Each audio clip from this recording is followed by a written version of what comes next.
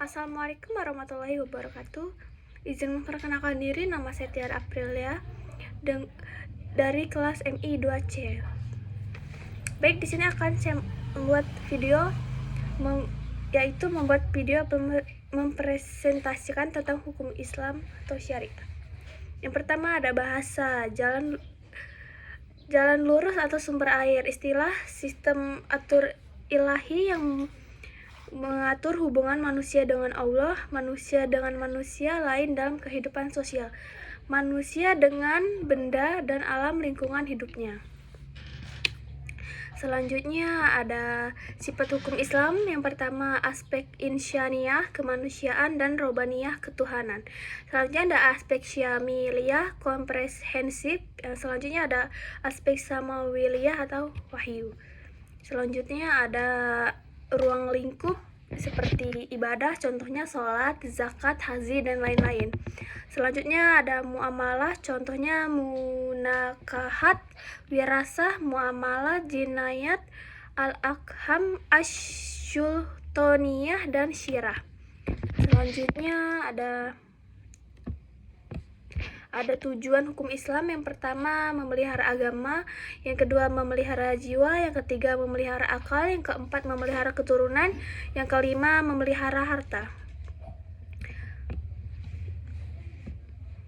Selanjutnya ada hukum Islam, sumber hukum Islam dari Surah An-Nisa ayat 59, artinya, hai orang-orang yang beriman, taatilah Allah dan taatilah Rasulnya dan ulil amri di antara kamu. Kemudian jika kamu berlain pendapat tentang sesuatu, maka kembalikanlah ia kepada Allah, Al-Quran dan Rasulnya, sunnahnya. Jika kamu benar-benar beriman kepada Allah dan hari kemudian, yang demikian itu lebih utama bagimu dan lebih baik akibatnya. Selanjutnya ada fungsi hukum Islam. Yang pertama fungsi ibadah, yang kedua fungsi amar ma'ruf nahi munkar, selanjutnya ada fungsi zawazir, selanjutnya ada fungsi tanzim wa islah al ummah. Selanjutnya ada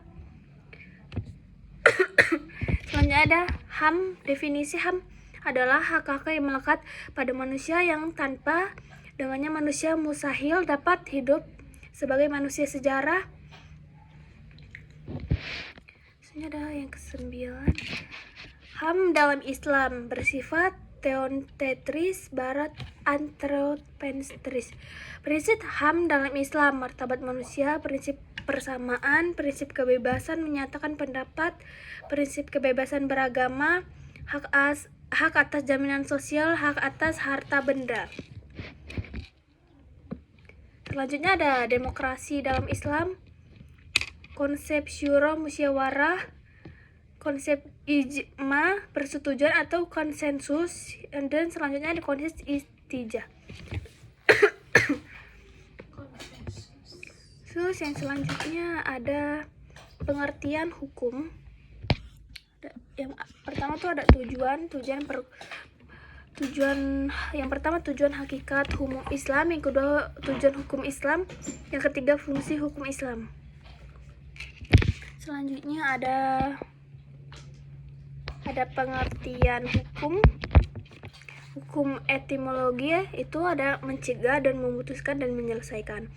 Hukum Islam seperangkat aturan yang berisi hukum-hukum syara yang bersifat terperinci yang berkaitan dengan perbuatan manusia, yang dipahami dan digali dari sumber-sumber Al-Quran dan hadis dan dalil-dalil syara lainnya, berbagai metode istijad.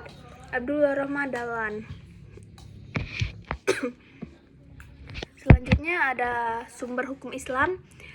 Yang pertama itu secara sederhana dapat dijelaskan perbedaan antara keduanya, yaitu sumber hukum Islam adalah dasar utama dan asli yang melahirkan hukum Islam, yaitu Al-Quran dan Sunnah. Sedangkan dalil hukum Islam adalah cara-cara yang ditempuh melalui istijad dan menentukan hukum Islam.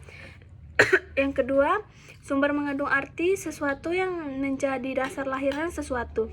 Sedangkan dalil mengandung arti sesuatu yang menjadi petunjuk dan menghantarkan orang untuk menemukan sesuatu. Dalam konteks dalil terdapat upaya istijad untuk menemukan sesuatu. Oleh karena itu, yang disebut dengan sumber hukum Islam hanya dua, Al-Quran dan hadis. Sebab keduanya merupakan dasar lahirnya ketentuan hukum Islam dan merupakan teks nas yang menjadi rujukan dan menentukan hukum Islam itu sendiri. Sedangkan ijma dan qiyas dan lain-lainnya sebenarnya bukan merupakan sumber hukum, akan tetapi dalil hukum. Sebab keduanya bukan merupakan dasar lahirnya hukum Islam, tetapi merupakan petunjuk untuk menemukan hukum Islam yang terdapat dalam Al-Quran dan hadis melalui upaya istijad. Selanjutnya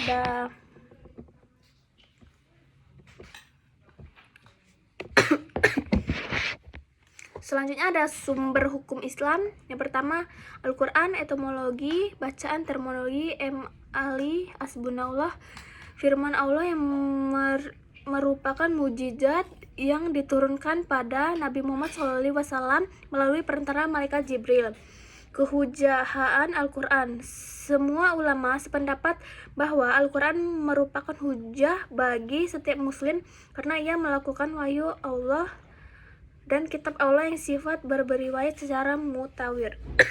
Selanjutnya ada sunnah, etimologi, jalan dan cara kebiasaan. Etimologi, masalah hukum yang dinisbahkan pada Rasulullah baik perkataan, perbuatan maupun sikap beliau terhadap sesuatu peristiwa. Menurut ahli ushul fikih, diartikan semua yang berkaitan dengan kedudukan sunnah sebagai sumber hukum. Sunnah merupakan sumber hukum yang kedua. Hal ini dapat dilihat dari fungsi sunnah itu sendiri, yaitu sebagai penjelasan Al-Quran. Selanjutnya ada sumber hukum Islam, ijma, etimologi, ketetapan hati terhadap sesuatu. Etimologi, kesepakatan semua ulama mujtahid muslim dalam suatu masa tertentu setelah wafatnya Rasulullah SAW yang berkaitan dengan hukum syara. Kedudukan ijma sebagai hujjah. Menurut jumhur ulama, ijma merupakan hujjah yang bersifat qat'i, pasti. Artinya ijma merupakan dasar penetapan hukum yang bersifat mengikat dan wajib dipatuhi dan diamalkan.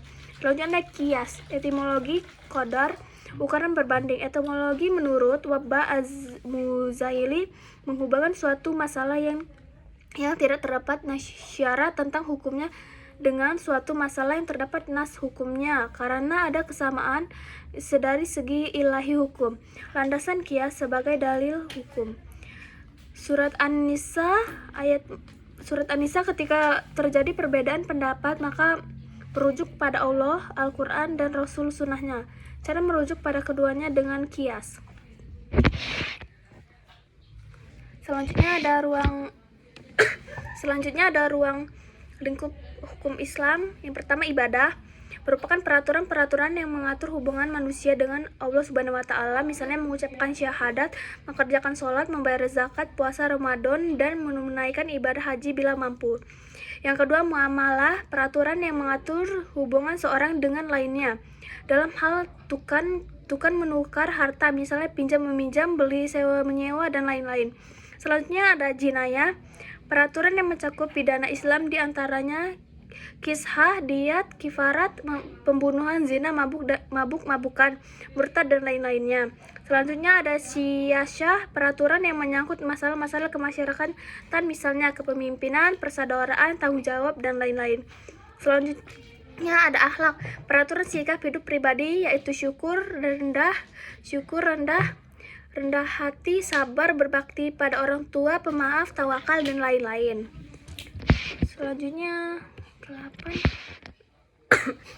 Selanjutnya ada tujuan hukum Islam. Tujuan hukum Islam secara umum adalah untuk mencegah kerusakan pada manusia dan mendatangkan kemaslahatan, mengarahkan pada kebenaran untuk mencapai kebahagiaan hidup di dunia dan akhirat. Yang selanjutnya ada memelihara jiwa. Menurut hukum Islam, jiwa harus dilindungi. Maka dalam hukum Islam wajib memelihara hak manusia untuk hidup dan mempertahankan hidupnya. Selanjutnya ada memelihara akal. Menurut hukum Islam, wajib memelihara akal karena akal memiliki peran yang sangat penting dalam kehidupan manusia. Maka dalam hal ini ada larangan untuk meminum rum karena dapat merusak akal. Selanjutnya ada memelihara harta. Manusia sebagai khalifah di bumi diberi amanah untuk mengelola alam ini sesuai dengan kemampuan yang dimilikinya. Dilindungi haknya untuk memperoleh harta dengan cara yang halal, artinya syah menurut hukum. Selanjutnya ada memelihara keturunan. Menurut hukum Islam adalah hal yang sangat penting, maka dari itu untuk melanjutkan keturunan harus melalui perkawinan yang sah dan dilarang berzina karena itu dapat merusak keturunan. Selanjutnya yang terakhir. Selanjutnya ada fungsi hukum. Secara umum hukum antara lain berfungsi untuk mengendalikan masyarakat, bisa juga menjadi sarana untuk melakukan perubahan-perubahan dalam masyarakat.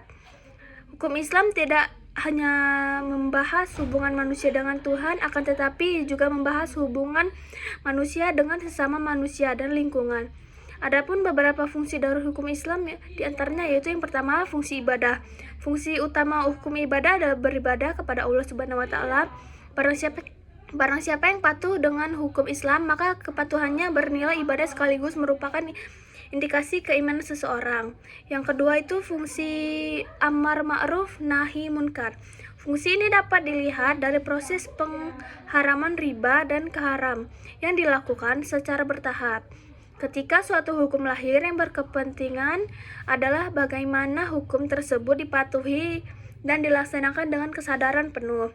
Selanjutnya ada fungsi zawazir, adanya sanksi hukum terhadap sebuah pelanggaran, sepertinya ada sanksi ketika melakukan zina, membunuh, dan mabuk. Selanjutnya ada fungsi tanhim wa islah al-ummah. Fungsi hukum Islam sebagai sarana untuk mengatur sebaik mungkin dan memperlancar interaksi sosial, sehingga terwujudlah masyarakat yang harmonis dan aman dan sejahtera. Sekian dari presentasi saya akhiri. Wassalamualaikum warahmatullahi wabarakatuh.